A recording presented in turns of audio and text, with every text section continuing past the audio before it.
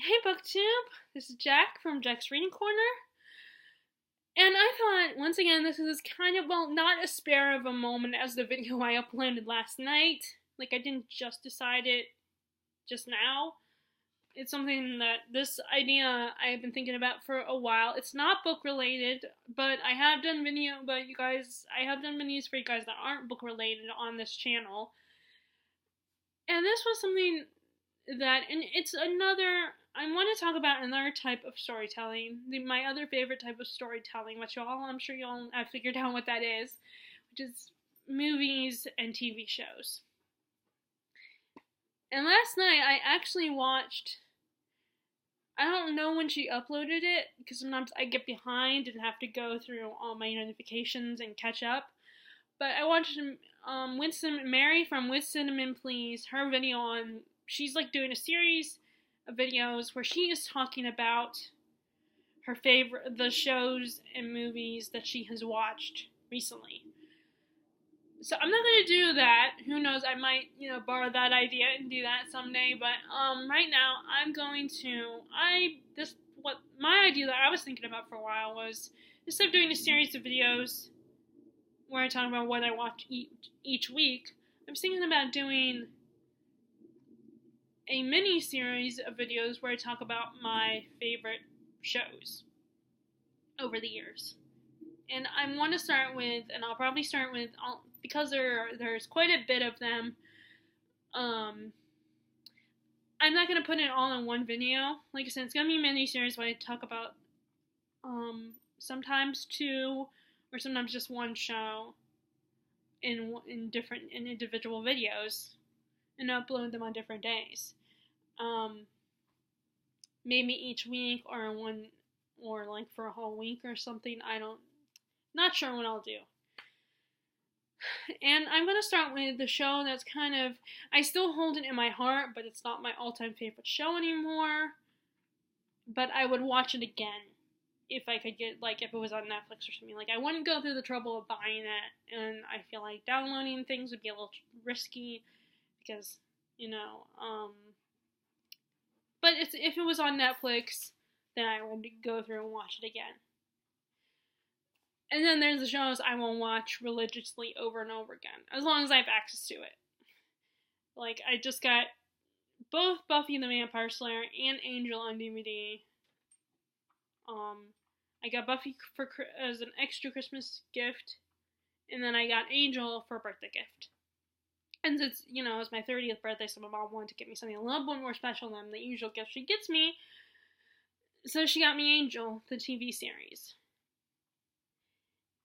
And so, and both those shows are on this list. So, but I will talk about them in another video. So first, I'm going to talk about a show that came out in the early 90s, and weirdly enough, it was one of my favorite shows during the time when I was too young for that show. I should not have been watching the show. It's not a Nickelodeon show. I mean, that's Nickelodeon and Disney Channel shows, well, more so Nickelodeon, is a whole nother list of favorite shows. And I could do that if you guys want. I could make, list my favorite Nickelodeon shows and, like, talk about them like I'm doing right now. And it was technically the first adult show I ever really got into, I think, because I think I got into it even before Charmed. Because it was a show that my mom was watching. And for some reason, I liked it, even though the jokes went way over my head at the time. And that is Ally McBeal, starring Callista Flockhart, Greg German, Peter McNichol, Lucy Liu was in it, I want to say she came in season 2. Gil Bellows, that's the name of the guy. I was trying to think of the name of one of Ally's love interests in the first 3 seasons. The actor who played him, I couldn't remember. Now I remember. Which is perfect timing, because now I'm making this video where I'm talking about it. I can't remember the other ones. Portia de Rossi was, she joined when Lucy Liu joined the series. I don't remember the actress who played Ally's best roommate. But anyway, it's one of those shows, like, you shows, the doctor shows, the cop shows. Well, this was a legal show. And Allie was a lawyer that quit her, she was still, just got out of college, not just graduated law school not that long ago. She got a job at a law firm, but her boss sexually harassed her. So she quits that law firm and then runs into her old college friend, Richard Fish. And he offers her a job at his law firm with his partner, John Cage. And unfortunately, things get a little drama ensues when it turns out that Billy, her childhood sweetheart, is working at the firm, and not only is he working at the firm, but he is married to the woman he cheated on Allie with. So that leaves a lot of drama and craziness. In fact, Allie at one point has to go to therapy because she can't do it. And then also to add to the drama, there's a lot of things that come up with her and her parents, a lot of drama there. And of course, like any contemporary show, there's Allie goes through all these different dates, different guys. And and the show has a lot of interesting cases. Cases that you could argue that might offend some people in today's society. Or they might not. I could be totally wrong. It's been a long time since I watched the show, but there were a lot of weird cases I think most lawyers would not take. Like sexual harassment cases.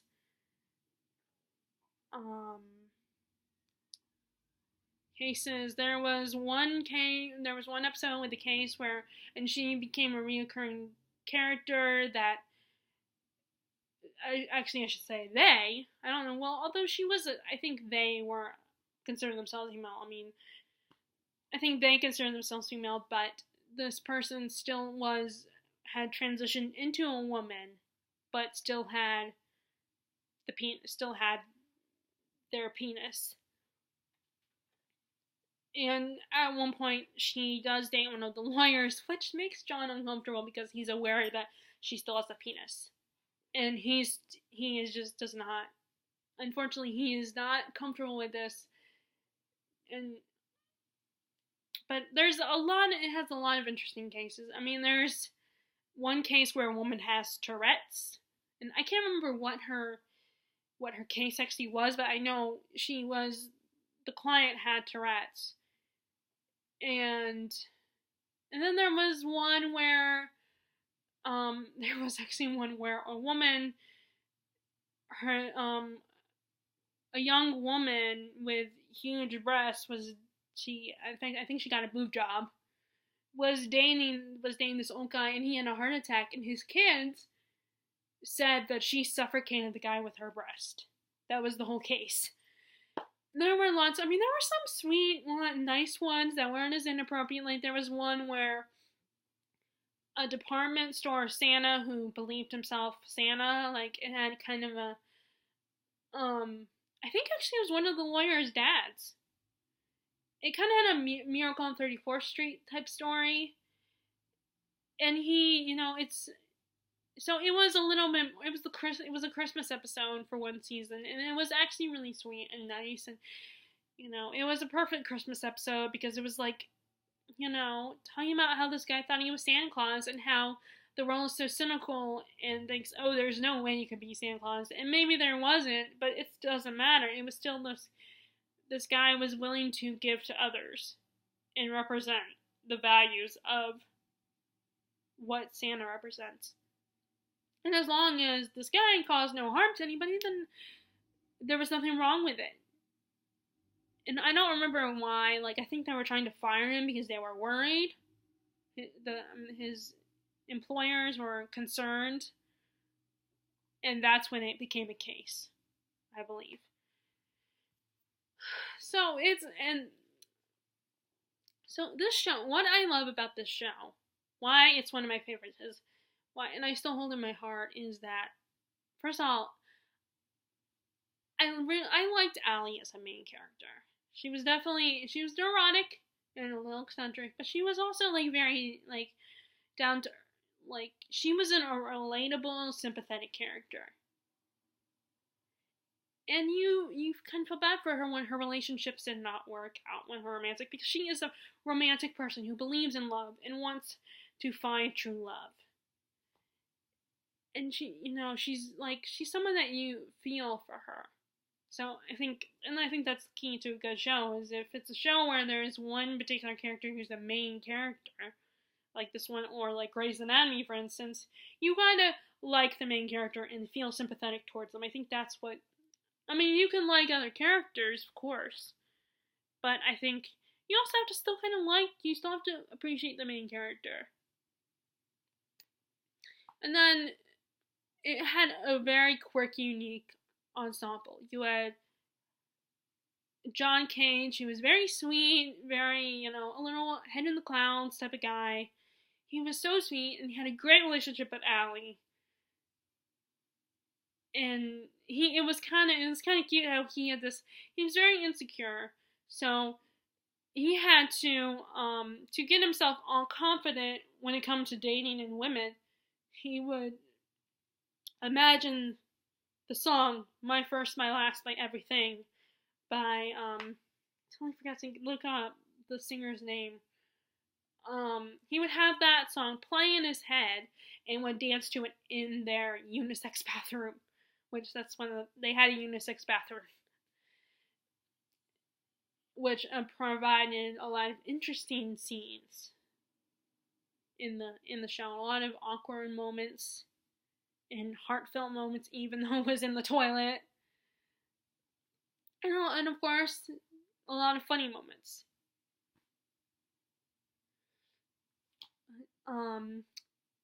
And let's see. Then you had Elaine, who was, Allie's secretary. She was sweet. She was fun and bubbly. She was a great singer. She's played by Jane Krakowski.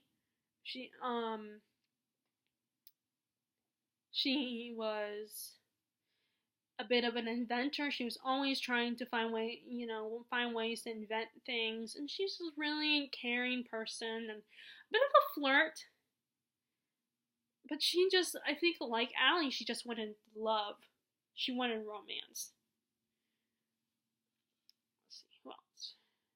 And then Richard Fish isn't as likable. He can be incredibly frustrating.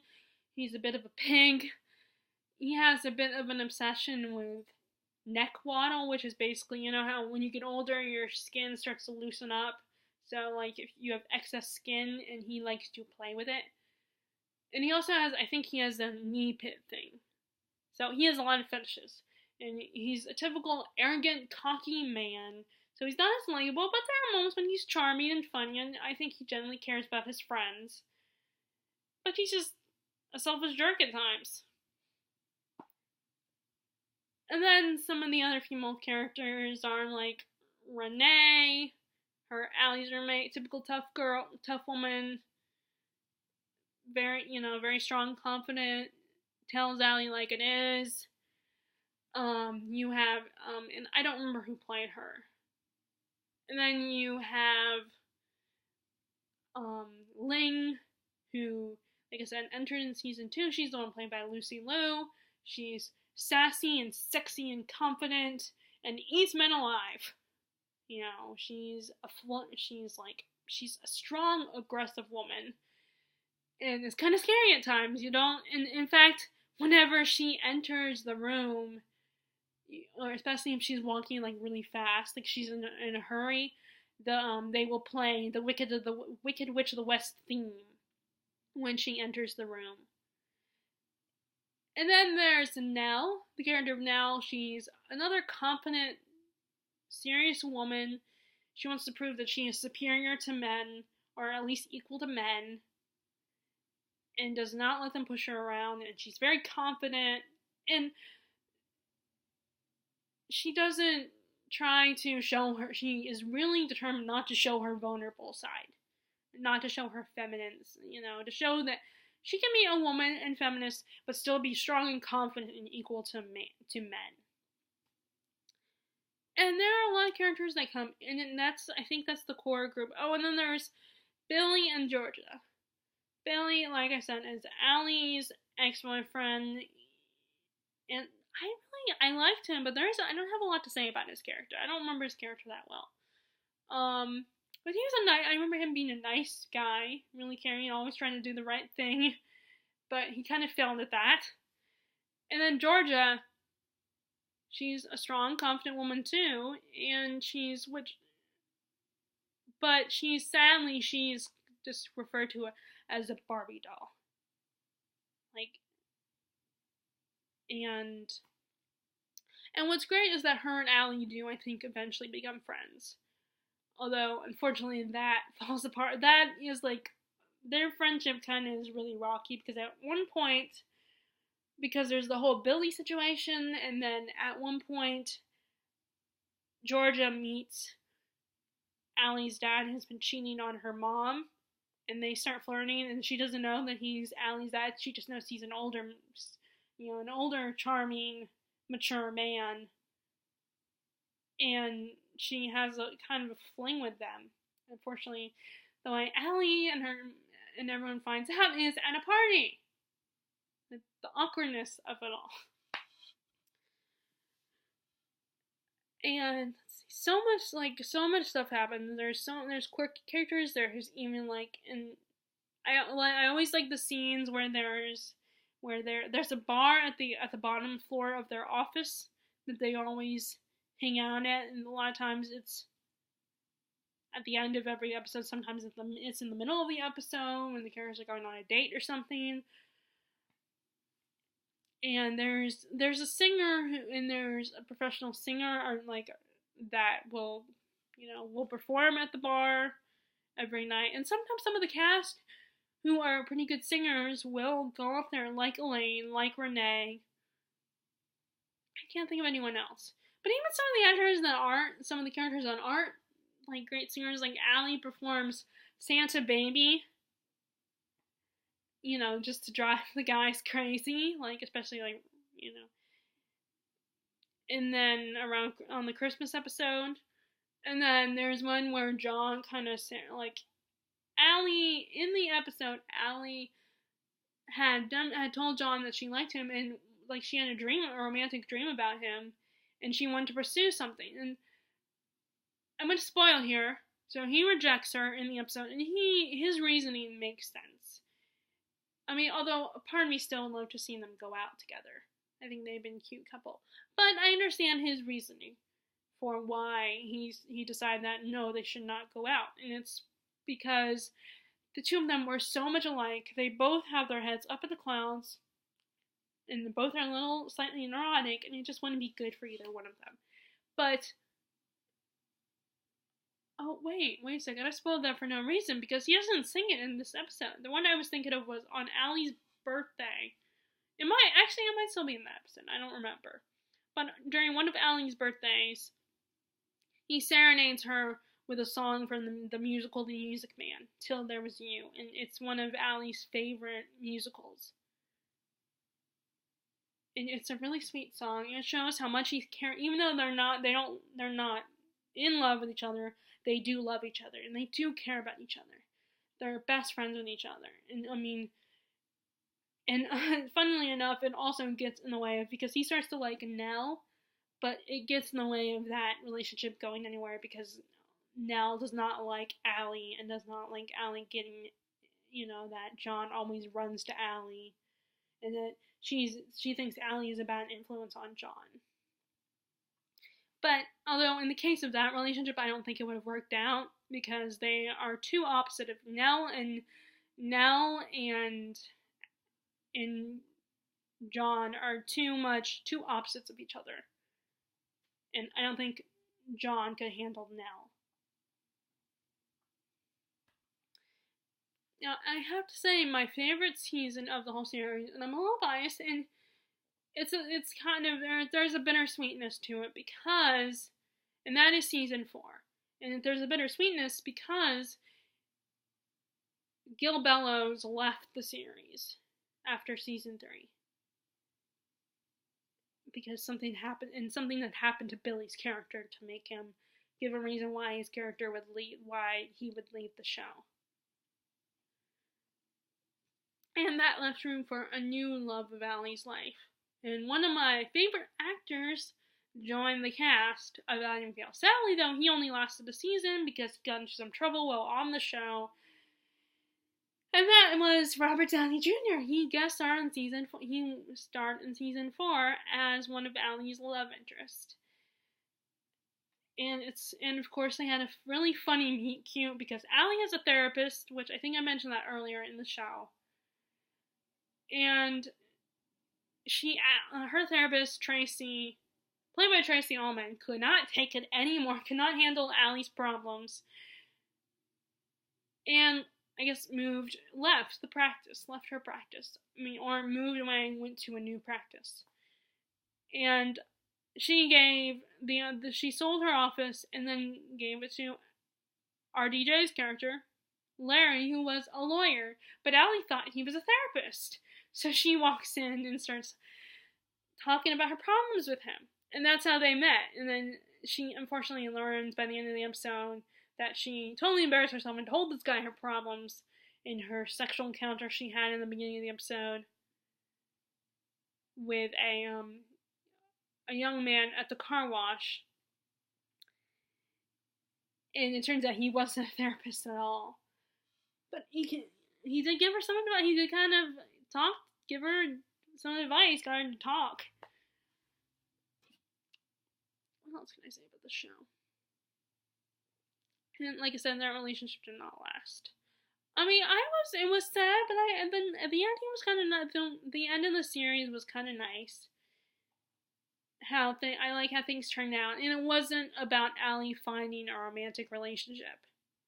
The last season was actually about Allie. She somehow becomes a mother, a mom of a child, I think the girl was probably 10 or 12, who comes into her life, and she decides to raise, and she's raising her.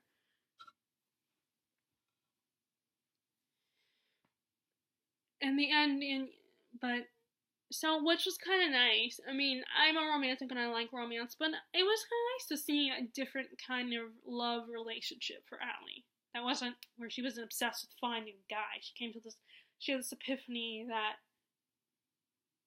it's not about finding a guy for her. She doesn't need a guy in her life right now.